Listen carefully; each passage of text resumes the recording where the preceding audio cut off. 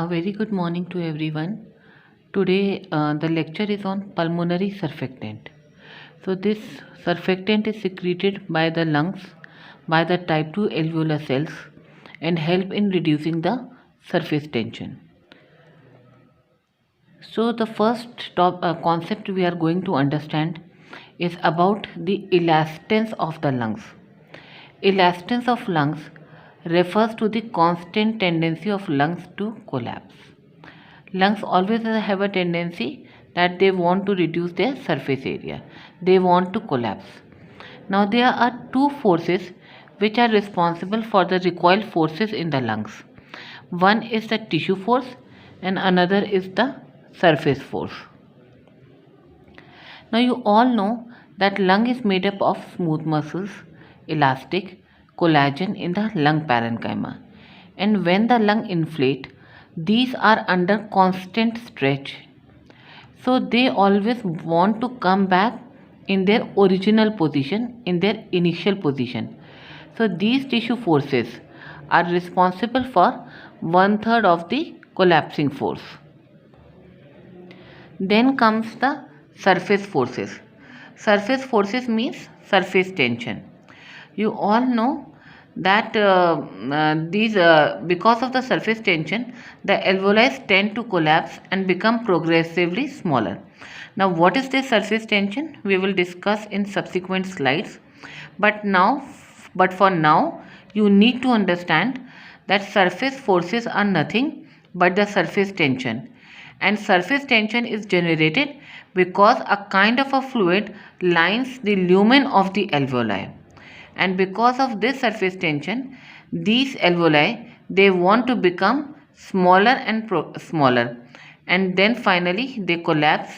So this is responsible, surface forces is responsible for 2/3 of the total elastic forces. Now you can see this diagram.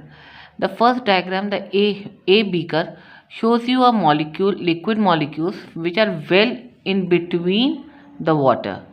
So you can see the arrows which are generated towards each other. And then in tumbler B, you can see this molecule is being acted by the other molecules and the arrows are darker. That means those water molecules which are in contact with air or are at air water interface, they undergo much larger amount of intermolecular attraction, whereas a molecule which is present in the beaker well inside the liquid doesn't undergo so much amount of intermolecular force. So this whatever is happening is in tumbler B is actually happening in our lungs. The fluid lining, the water molecules, they are in touch with the air in the lumen of the alveoli, and these molecules are immersed in the liquid. So these undergo a kind of a strong intermolecular force which is known as the surface tension.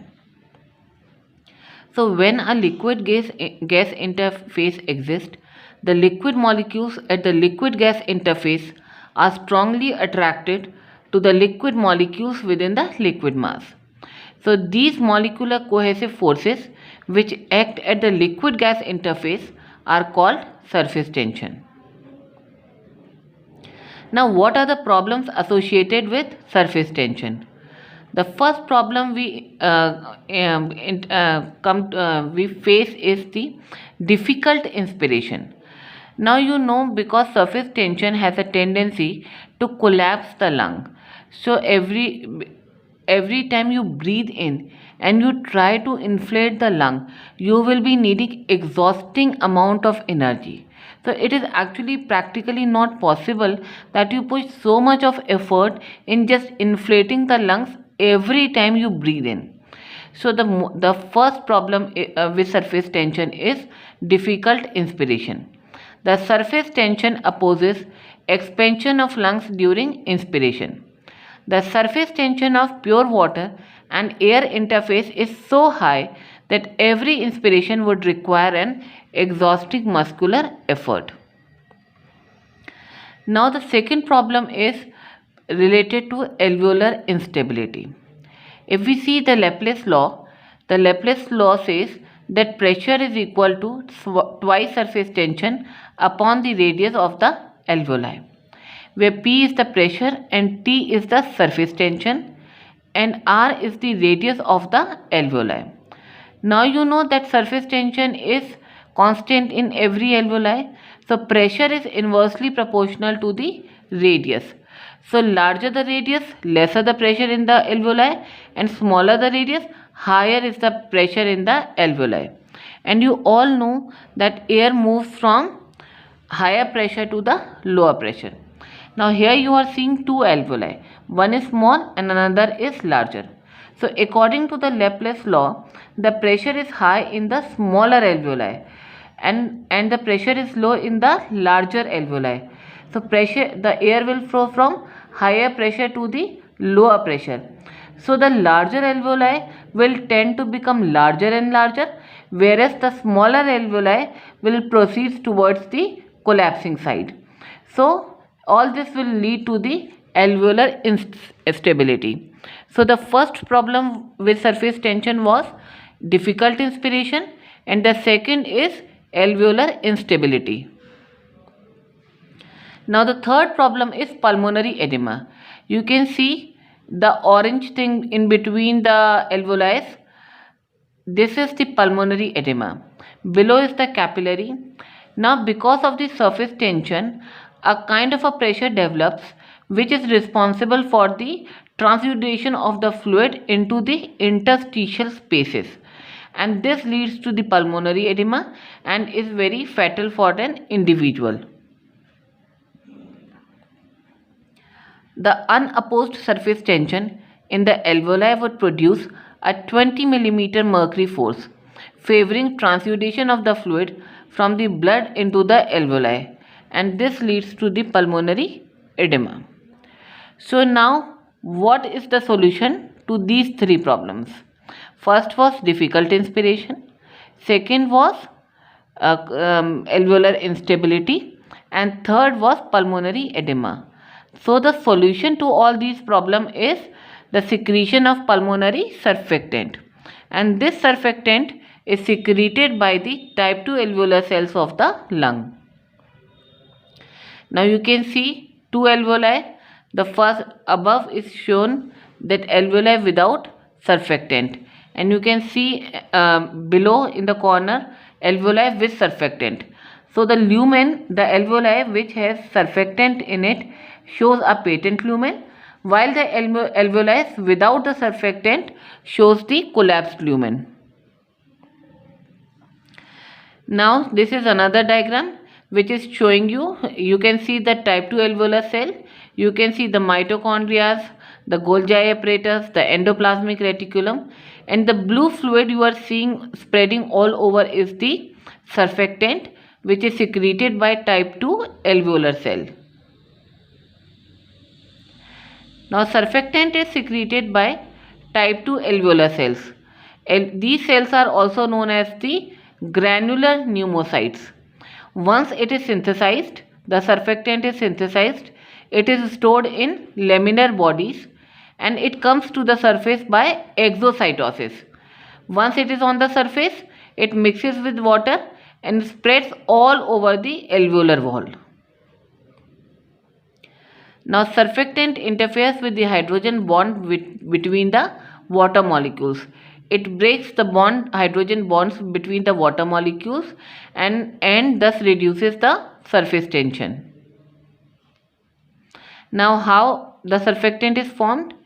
The substrate molecules like palmitate, choline and glucose, these are picked up from the blood by type 2 alveolar cells.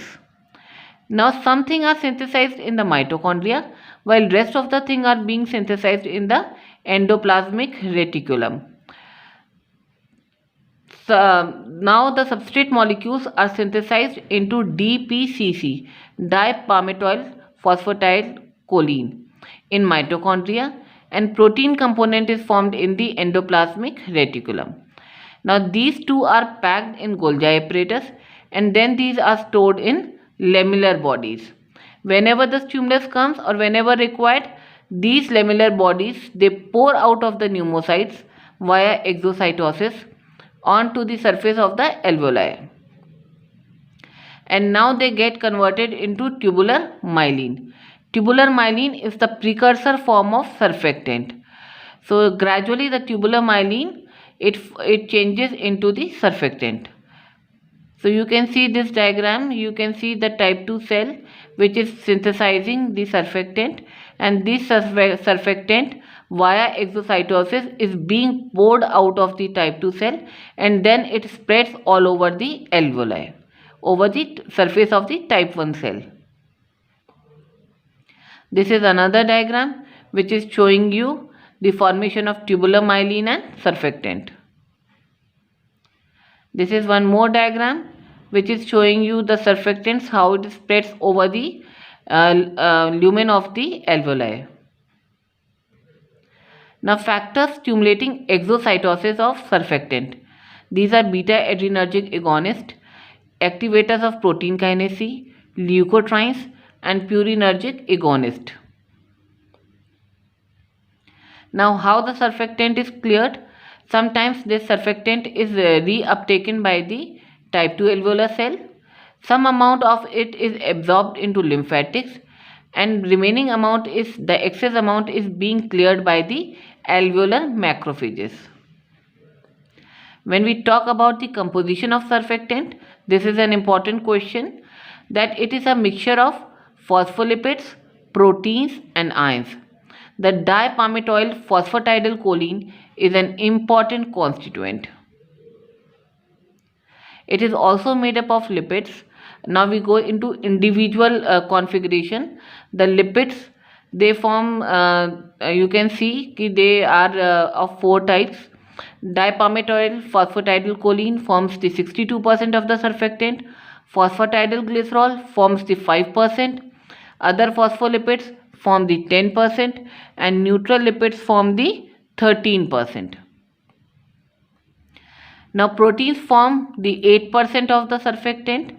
The important proteins are albumin, immunoglobulins A and apoproteins.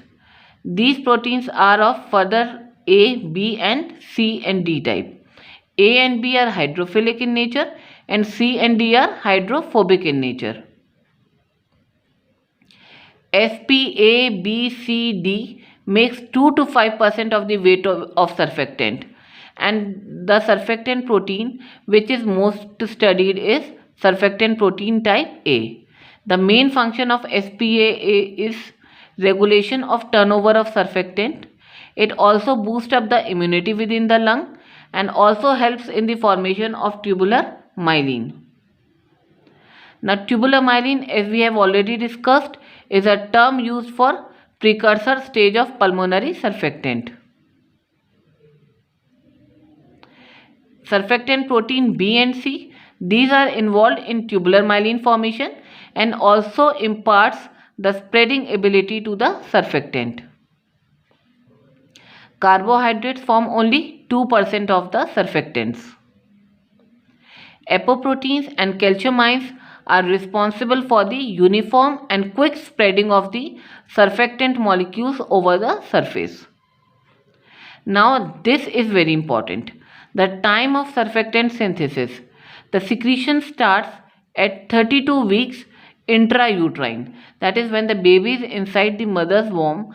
Then the surfactant secretion starts, and they come to the surface at 34 weeks. So any baby who is born before 32 weeks has very less chances of survival. Now the functions of pulmonary surfactant are: it stabilizes the alveoli, it maintains the uniform size of alveoli, reduces the tendency of the alveoli to collapse, and reduces the work of breathing. Now surfactant also prevents the pulmonary edema. So sometimes you just get a 4-liner or 5-liner question ki what are the functions of pulmonary surfactant. So you have to mention them and you have to also explain them nicely. Then the surfactant also increases the immunity. IgA and apoproteins provide innate immunity, by acting as opsonins, and they also promote phagocytosis of bacteria and viruses by alveolar macrophages. Now coming to the clinical significance, that what is the relevance of studying the pulmonary surfactant? It is if surfactant is not present in the baby, he might suffer from respiratory distress syndrome of newborn. And sometimes in adults, when the surfactant secretion decreases, it leads to adult respiratory distress syndrome. So respiratory distress syndrome is seen in premature birth, more in diabetics. The flow chart goes like this. Inadequate surfactant formation leads to increased surface tension, leads to difficult in expansion of lungs. The respiratory work is greatly increased, and it leads to the development of pulmonary edema, inadequate gas exchange, and the collapse of alveoli. How do you treat them? You administer the surfactant exogenously, that is from outside, and you give positive end expiratory pressure to the newborn. Sometimes you can find the adult respiratory distress syndrome also. In this case, the surfactant formation is abnormal and it is seen post pulmonary injuries. The factors affecting surfactant secretion: the glucocorticoid, hormone, thyroxine hormone, and insulin, they all lead to increased surfactant secretion. And hyperinflation of lung, like yawning, it also stimulates the surfactant secretion. So you see, insulin secretion leads to the good amount of insulin leads to surfactant secretion. So in cases of mothers who are diabetic, insulin is less, so the surfactant secretion is also less in babies. Now the important point, the smoking decreases secretion. So with this we end this lecture. And pulmonary surfactant is a very important question, and you must well prepare it, because definitely you are going to get it in your exams. Thank you.